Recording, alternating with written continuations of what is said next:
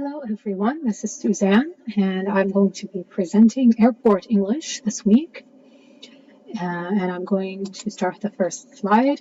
First of all, we're going to talk about why the Airport English course was first established and who it was targeted towards. As it's mentioned in chapter 4, it's mentioned that the reason this course was established was because back in the early 21st centuries, when airports were first established, they did not have enough ground staff that could speak English. So they decided to launch and design this course to help those ground staff workers to be able to communicate in English so that they can operate in a successful manner with passengers or with customers or whoever. And as it's mentioned, it seems that this course was first established in Paris, in the Charles de Gaulle Airport. The operation team in the Charles de Gaulle Airport decided that they wanted to make a course that can help the ground staff to become professional English speakers, especially in the jobs that they were filling at the time. So many of the employers at the time that were working, they were underqualified and they were young and immigrant workers. So, they didn't speak English. Obviously, their first language was not English. So it was targeted towards airport workers such as security guards, catering staff, ground handlers, and bus drivers. And one of the course design aims, there were three main course design aims, which were preparing training. It helps prepare training in specialist English language for airport jobs, provide employment opportunities for young Europeans, and answer firms' training needs as well as public sector needs. So those were the three main aims of the course. Before moving on to the needs analysis, I just wanted to mention that the participants were people who were applying for jobs as security guards, ground handlers, catering staff, and bus drivers. They could work independently with the course materials, or they can join the classes to supplement the materials with interactional activities such as role plays. So the number of participants per class depended on the capacity of the training institution and where it was held and the needs of the learners. The length of the course also depended on needs and the training institution and the learner's needs. Now, moving on to the needs analysis, there were two steps in the needs analysis. The initial step that they took was that different task holders in the airport were interviewed, they were observed, such as trainers, managers, and the existing bus drivers working at the time, the security guards, catering staff, and ground handlers.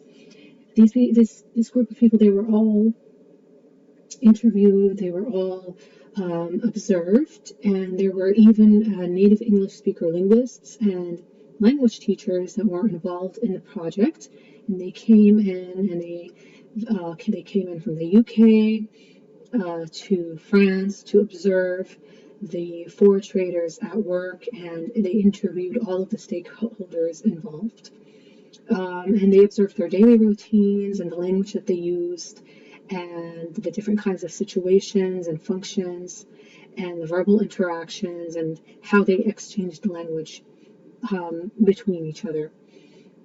The next phase in the needs analysis was building the dialogues, analyzing them, and creating exercises based on dialogue analysis.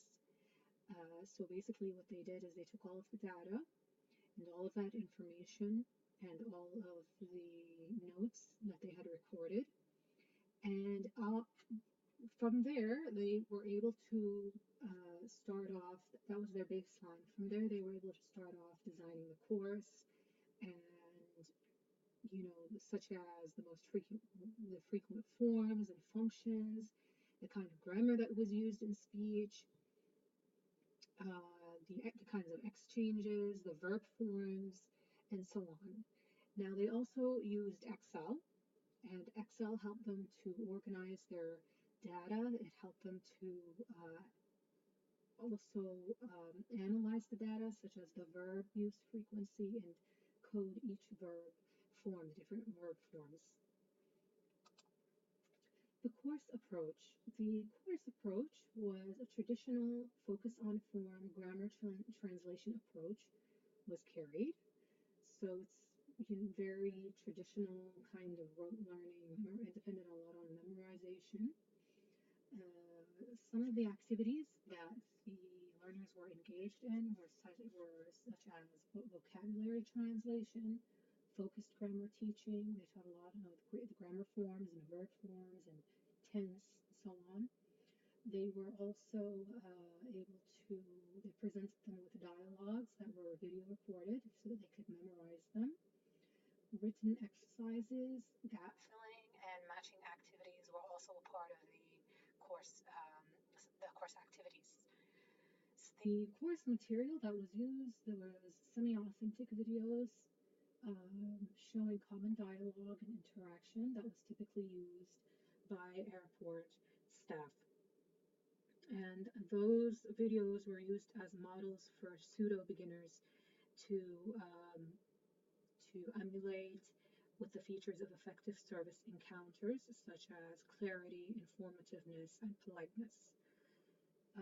Also, they used controlled practice exercises that were online, they could access them online, and they were aligned with the course syllabus. Now, I wanted to take a note, if you go to page 218, there's a table of the course syllabus.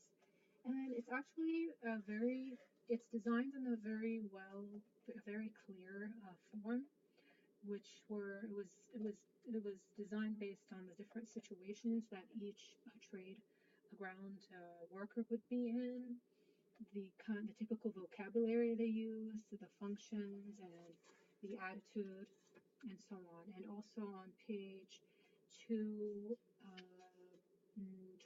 there is an example of some of the online material that they were engaged in, or that they practiced from, such as vocabulary, definitions of vocabulary, and examples of vocabulary used in sentences. Okay, moving on to the assessment. The assessment was basically role play, vocabulary translation, grammar written exercises such as gap filling, matching, and substitution trials. Some of the constraints in the course, it was indicated that some of the online material did not provide learners the ability to act spontaneously in real life situations. So basically, when the students were practicing some of the course material online, they felt that they were not well equipped to interact in a spontaneous manner in real life situations. So the opportunities to practice these had to be provided for the groups of learners with a teacher. So that's one of the constraints in the course. Okay, and this is the end of my presentation, and I hope you enjoyed it, and I'm looking forward to your discussion for this week.